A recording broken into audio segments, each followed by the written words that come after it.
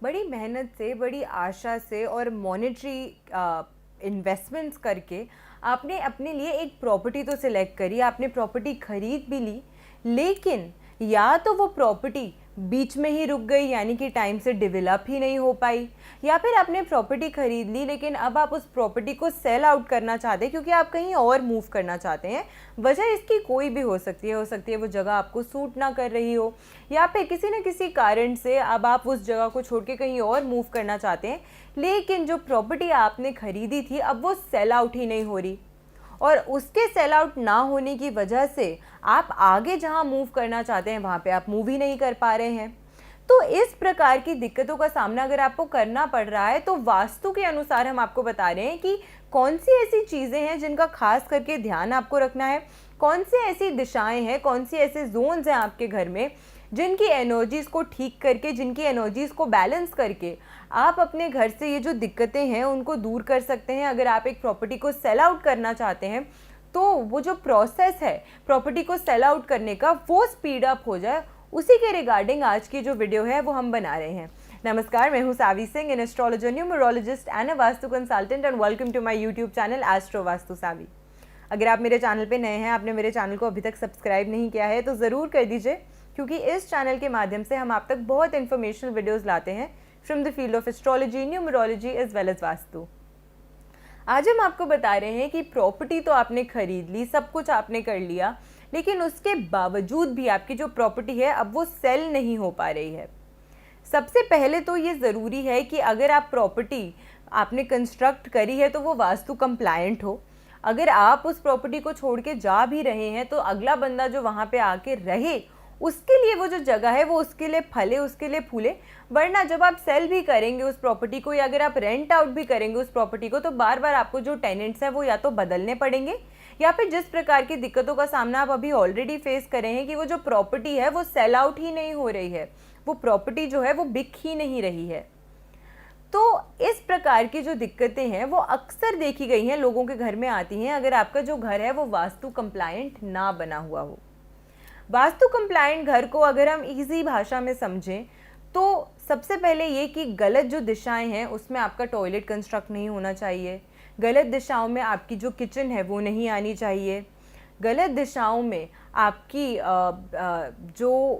एक तरीके से आपने जो लोडिंग मैनेज कर रखी है अपने घर में, यानी कि साउथ वेस्ट की जो दिशा है, दक्षिण पश्चिम की जो दिशा है वो भारी होनी चाहिए, और उत्तर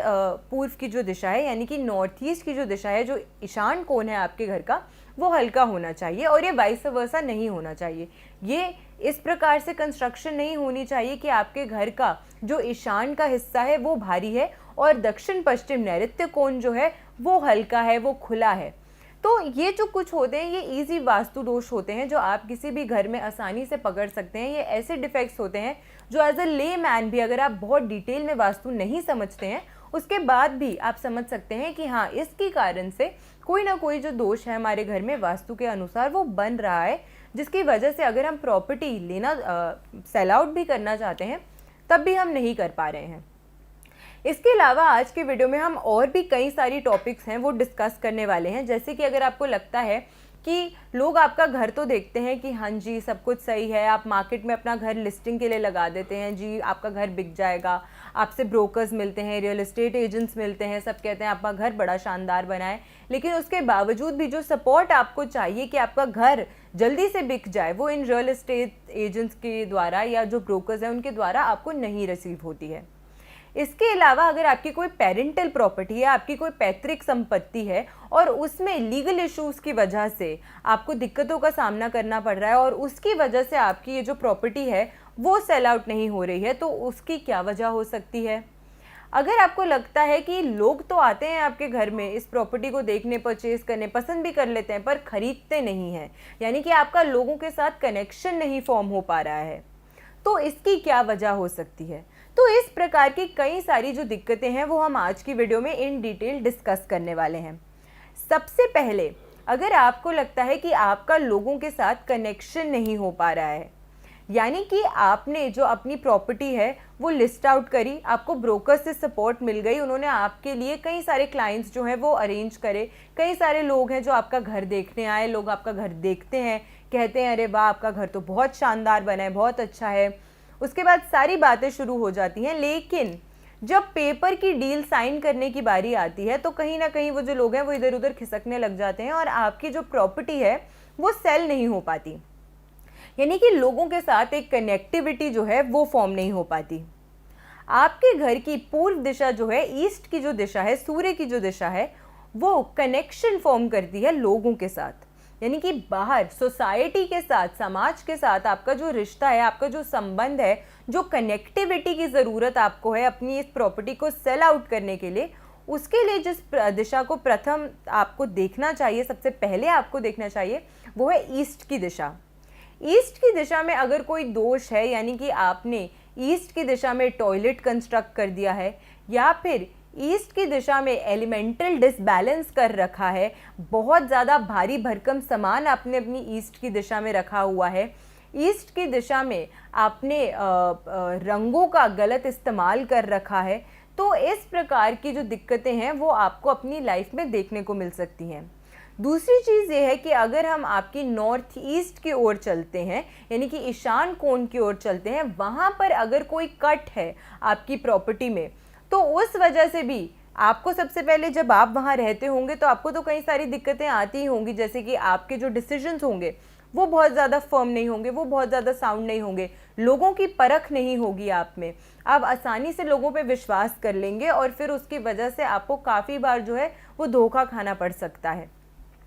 इस प्रकार की जो दिक्कतें हैं वो देखी जाती हैं उन लोगों में जिनके घर की नॉर्थ ईस्ट की जो दिशा है वो कटी होती है। बच्चे जो होते हैं इस घर के, उनका पढ़ाई में अक्सर देखा गया है मन नहीं लगता है।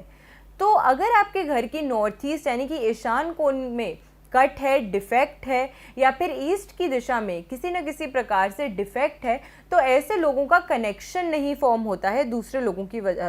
लोगों के साथ। तो यहाँ पे जो भी दिक्कतें हैं उनको आपको वास्तु के अनुसार ठीक करना चाहिए, उन्हें रेक्टिफाई करना चाहिए, ताकि इस प्रकार की जो दिक्कत है कि लोगों के साथ आपका कनेक्शन फॉर्म नहीं हो पा रहा है वो दूर हो।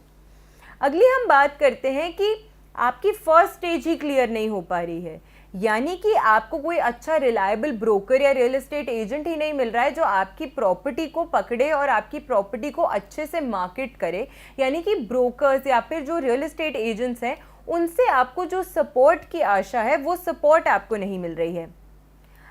किसी भी प्रॉपर्टी, किसी भी कंस्ट्रक्टेड एरिया का जो नॉर्थ वेस्ट का हिस्सा होता है, यानी कि जो उत्तर पश्चिम का कोना माना गया है, वायव्य कोण जिसे हम कहते हैं, वहाँ के जो स्वामी नेतृत्व करते हैं वो है वायुदेव और साथ के साथ चंद्रमा। ये दोनों ही ग्रह जो हैं, ये दोनों ही प्लैनेट्स जो हैं और ये दोनों ही जो देवता हैं, ये फास्ट मूवमेंट को दर्शाते हैं, एक चंचलता को दर्शाते हैं, और हम चाहते हैं कि आपकी ये जो प्रॉपर्टी है वो जल्दी से सेल आउट हो जाए और आपको जो अच्छी सपोर्ट अपनी लाइफ में चाहिए वो मिले।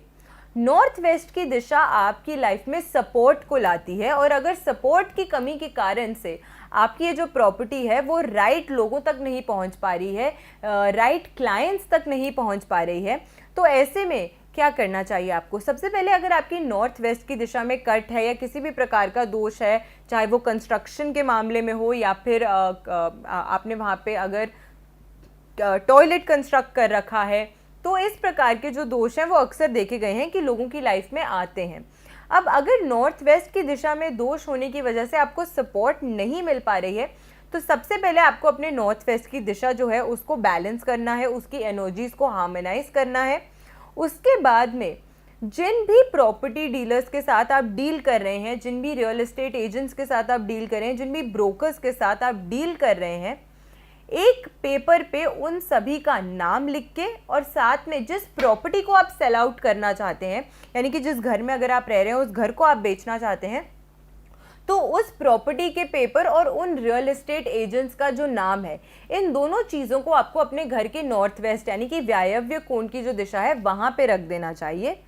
इससे आपके जो प्रॉपर्टी है वो जल्दी सेल आउट होने लग जाती है और जिन लोगों से सपोर्ट की आशा आपको है उनसे सपोर्ट आपको प्राप्त होती है। लेकिन ये रेमेडी काम तभी करेगी जब आप अपनी उस दिशा को बैलेंस करेंगे। और अगर आप अपने नॉर्थ वेस्ट दिशा को बैलेंस कर रहे हैं, अगर आपके घर में नॉर्थ वेस्ट की दिशा में कोई ना कोई दोष है, तो इसका मतलब है कि उसके एग्जैक्टली ऑपोजिट साउथ ईस्ट की जो दिशा है, आग्नेय कोण की जो दिशा है, वहां पर भी कोई ना कोई दोष आपको जरूर मिलेगा। तो इन दोनों दोषों को साइमल्टेनियसली ठीक करते हुए आपको अपने घर की एनर्जीज को बैलेंस करना है और फिर इस रेमेडी को आपको करना है, ताकि जल्दी से जल्दी आपकी ये जो प्रॉपर्टी है वो सेल आउट हो जाए और आप जिस अच्छी जगह पे नेक्स्ट मूव करना चाहते हैं वहां पे आप मूव कर सकें। कई बार ऐसा देखा गया है कि प्रॉपर्टी में कोई दोष नहीं है, रियल एस्टेट एजेंट्स भी हैं, क्लाइंट्स भी मिल जाते हैं, लेकिन प्रॉपर्टी डिस्प्यूटेड है, यानी कि पेरेंटल प्रॉपर्टी है और उस पर लीगल इशू चल रहा है। किसी न किसी प्रकार से आपके जो भाई बहन है या जो रिश्तेदार है उनकी वजह से कोई डिस्प्यूट चल रहा है, जिसकी वजह से जो प्रॉपर्टी है वो सेल आउट नहीं हो रही है।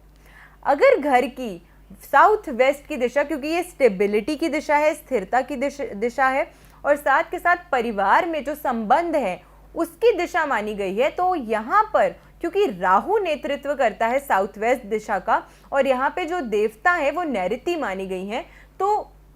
ऐसे में अक्सर देखा गया है कि साउथ वेस्ट की दिशा में इम्बैलेंस होने की वजह से साउथ वेस्ट की दिशा में अगर आपका टॉयलेट आता है, साउथ वेस्ट की दिशा में अगर वाटर से जुड़ी हुई एक्टिविटीज़ आप करते हैं, साउथ वेस्ट की दिशा अगर खुली हुई है यानी कि बालकनी है, बड़े बड़े पौधे आपने लगा रखे हैं, मिरर एलिमेंट साउथ वेस्ट की दिशा में अगर आपने ऐड कर रखा है, या फिर अगर साउथ वेस्ट की दिशा में आपकी किचन आती है, ये सभी दोष अगर आपके साउथ वेस्ट दिशा में है, तो ऐसी प्रॉपर्टीज जो होती हैं या तो आसानी से सेल आउट नहीं होती हैं और अक्सर लीगल डिस्प्यूट्स जो होते हैं वो ज़रूर फंसते हैं इन प्रॉपर्टीज से रिलेटेड, या फिर ये जो प्रॉपर्टीज होती हैं उस पर किसी ना किसी प्रकार का केस ज़रूर चल रहा होता है। तो ऐसे में अगर आप अपने घर की साउथ वेस्ट दिशा को बैलेंस करते हैं तो ये जो प्रॉपर्टी से रिलेटेड डिस्प्यूट्स या प्रॉपर्टी से जुड़ी हुई जो दिक्कतें हैं जिनका सामना आपको करना पड़ रहा है वो ठीक होती हैं। अगर आपके साउथ वेस्ट की दिशा में टॉयलेट कंस्ट्रक्टेड है तो एटलीस्ट जो हॉट सीट है यानी कि जो टॉयलेट सीट है उस पर ब्रास से बनी हुई जो पत्ती आती है मेटल की, उसको आप इंसर्ट करते हैं अगर, तो उससे जो टॉयलेट की एनर्जीज हैं वो कट आउट होती हैं। यहाँ पे अगर आपकी किचन है तो पीले रंग की जो स्लैब होती है वो आप लगा सकते हैं। आजकल अक्सर देखा जाता है कि लोग अपनी किचन तो सही बना लेते हैं वास्तु अनुसार, लेकिन वहाँ पे वो बहुत मेजर गलती करते हैं कि वो एलिमेंटल डिसबैलेंस कर लेते हैं गलत रंग का पत्थर लगा के। इनफैक्ट इसकी पूरी डिटेल्ड वीडियो जो है कि किचन का वास्तु किस प्रकार से सही आपको करना चाहिए वो मैं अपने चैनल पे ऑलरेडी डाल चुकी हूँ, लिंक आपको डिस्क्रिप्शन में मिल जाएगा, उस वीडियो को भी ज़रूर देखिएगा ताकि आप अपने घर में जो वास्तु दोष हैं खुद उनको आइडेंटिफाई करके आप उनको ठीक कर सकें आसान तरीक़ों से। तो ये दिक्कतें होती हैं जिसकी वजह से आपकी जो प्रॉपर्टी है वो सेल आउट नहीं हो रही है। तो इन दिशाओं का ध्यान रखते हैं, अगर आप इन दिशाओं की एनर्जीज को अगर आप बैलेंस करते हैं तो जल्दी से ये जो प्रॉपर्टी से जुड़ी हुई दिक्कतों का सामना आपको बार बार करना पड़ रहा है वो ठीक हो जाती हैं और आपको जो right amount of support, clientele या फिर आपको जो इश्यूज आ रहे हैं अपनी इस प्रॉपर्टी को ना बेच पाने की वजह से, वो सभी इश्यूज जो हैं वो खत्म होते हैं और आपकी जो प्रॉपर्टी है वो जल्दी से जल्दी सेल आउट हो जाती है। वीडियो अगर अच्छी लगी हो तो ज़्यादा से ज़्यादा लोगों तक शेयर ज़रूर कीजिएगा और ऐसी बेनिफिशियल वीडियोस के साथ फिर से लौट कर आऊँगी इसी चैनल पे। आशा करती हूँ आपका दिन शुभ रहे। नमस्कार।